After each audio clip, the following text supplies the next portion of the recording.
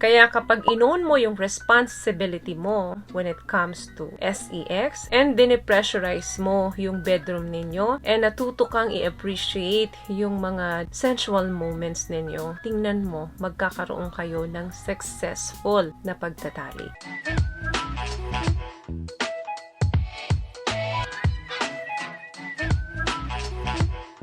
Hi guys! Welcome back to our channel. Kamusta po kayong lahat? Sana ay nasa mabuti po kayo. At sa mga hindi po nakakakilala sa akin, my name is Cheryl Ting. At kung bago pa lang po kayo sa channel na to, pwede po bang makahingi ng isang favor to please consider to subscribe to our YouTube channel. Just click the subscribe button po. And also, huwag nyo na rin po sanang kalimutan i-click ang ating notification bell para in case may mga bago po tayong video na in-upload ay mabigyan po kaagad kayo ng notification. And for today's video is, you and your partner ba have mismatch sex drives? Hindi ba kayo compatible pagdating dito? Gusto mo, pero ayaw niya. Madalas ba yung pagtanggi niya sa'yo? Hindi ba sapat ang pagtatalik nyo? Okay, let's talk about action plan. Alam nyo guys, hindi lang sa mga short-time relationship nangyayari ang mismatch sex drives, nangyayari din po ito kahit na long-term relationship na kayo. Kapag ang mga drives natin ay hindi nagla-line up, pwedeng makaramdam tayo ng miserableng experience for both of us. Kapag tinanggihan ka ng partner mo, kapag inaya mo siya sa kama, very humiliating and lonely kapag nangyayari ito. Yung tipong nagising ka isang gabi, mainit na mainit yung pakiramdam mo. Then, all of a sudden, tatanggihan ka. At doon naman sa mga babae, nangiinit yung katawan mo, tas makikita mo yung asawa mo, ang lakas-lakas sumilik. Parang hindi mo na siya magawang istorbohin. Anong gagawin mo? Itutulog mo na lang at matutulog ka na masama ang loob mo. Pero, hindi naman ibig sabihin na hindi tugma ang inyong drives ay death sentence na. May mga paraan naman para magkaroon kayo ng long-lasting sexual happiness. Number 1 dyan, remember that it's your sex life. So, it's your responsibility to own it. Karamihan kasi sa atin,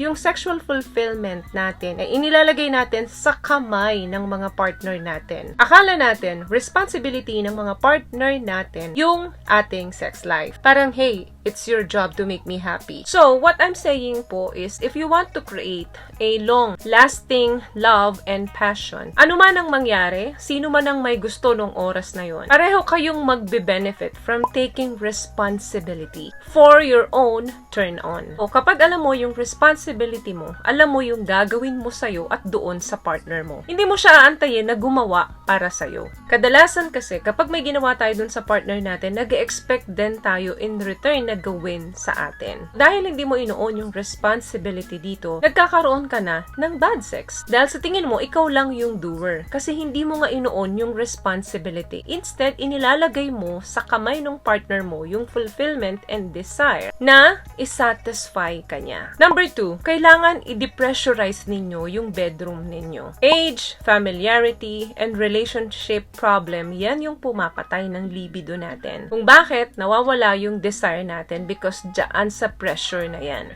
Na-experience nyo na ba guys, yung tipong yung mga wife especially, mga kababaihan na inaantay nyong matulog yung partner nyo kapag wala kayo sa mood kasi gusto nyo, pagdating nyo sa kama, itulog na sila. Or vice versa, meron namang mga kababaihan na minsan ready sila nung gabi na yun, nagpabango, naligo, nilinisan ng gusto yung katawan nila.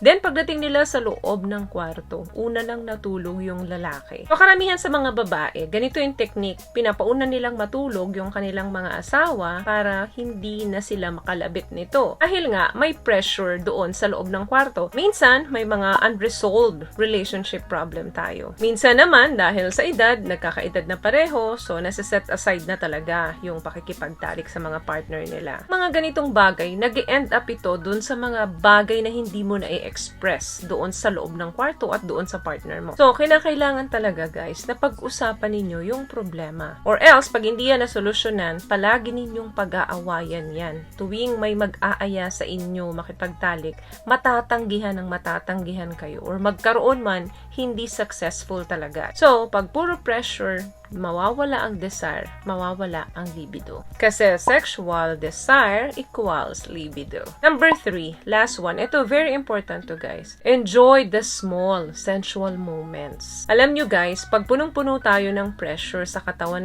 Mami-misinterpret na natin yung mga little touch, yung mga konting tinginan na nagpapahiwatig ng kagustuhan nila kayong angkinin nung oras na yon. Kasi nga, mas pinipili mo pang abalahin yung sarili mo sa ibang bagay kesa dun sa kapartner mo. Parang palagi kang irritable, kaya yung mga maliliit na bagay na lambing ng partner ninyo ay hindi na ninyo napapansin. Pero once na inalis mo ang sexual pressure or expectations, doon mo ma-appreciate ng gusto yung maliliit na bagay na pwede ninyong i-enjoy sa isa't isa. Yang mga small gestures na yan yung mga genuine connections. Kaya yung mga couples na nasa long-term relationship, yung mga small and sensual moments are very important. So, wag po nating baliwalain yan. For example, nasa kitchen yung partner ninyo, bigyan ninyo ng mahigpit na yakap galing dun sa likuran. Or kaya pag nagdo-drive yung partner ninyo, himas-himasin nyo yung legs niya habang nagmamaneho siya, or hawakan mo yung kanyang kamay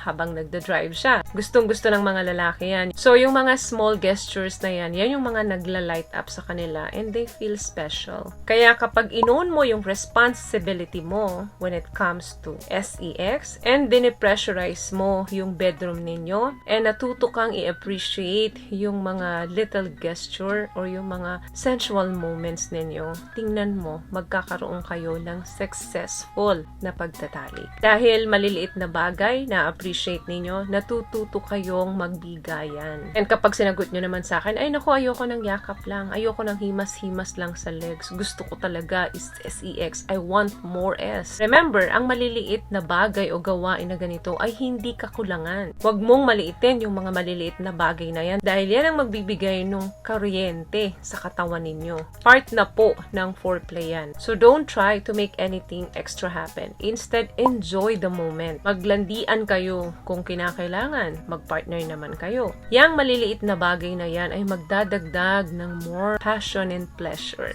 So yun lamang guys ang video natin for today. I hope may nakuha po kayong tips sa mga pinag-usapan natin ngayon. At kung nagustuhan niyo po ang ating video, please give it a thumbs up, comment down below, and also share this video na rin po sa mga kaibigan na sa tingin niyong matutulungan ng video natin.